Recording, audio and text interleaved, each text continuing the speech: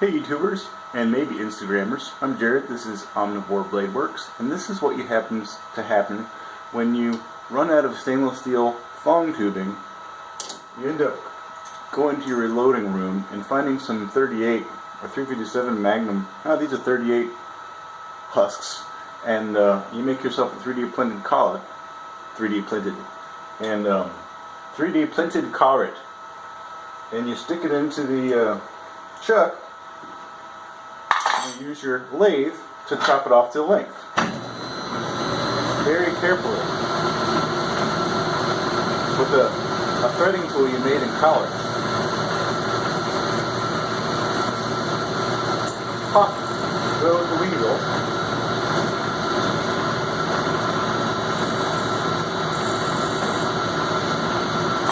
And then you take your little carbide deburring tool.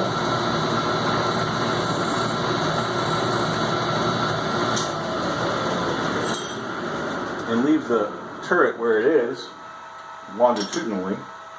I think that's the Z-axis. And you have a nice little thong tube made out of brass. Pop. Let's try it again.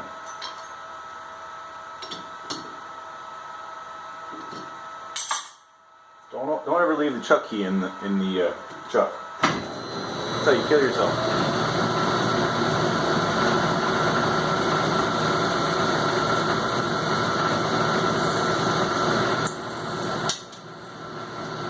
It's also a great way to trim brass. If you're wildcatting, make a collet for your lathe.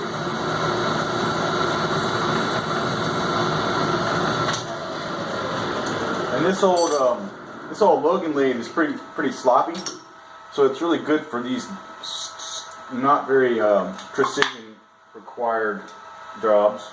But you can see that those are basically exactly the same length, which is really important for using hollow rivets on a handle, because you want to have the same flare on both sides if possible.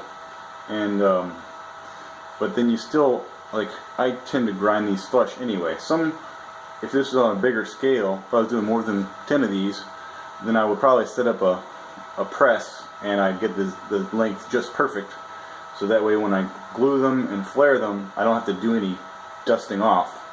And for this set of custom baby crow daggers, which will be the last ones exactly like this, I suppose, for a long time, depending on how quickly they sell, maybe I'll make more. They are going to get all done this way by hand. Alright, thanks for watching, and hope that you learned something. The collet is just a simple little 3D printed part with slits in it, and this is all printed unsupported. It did a little weirdness on the inside. I'm not sure why I did that, but it works. Alright, bye now.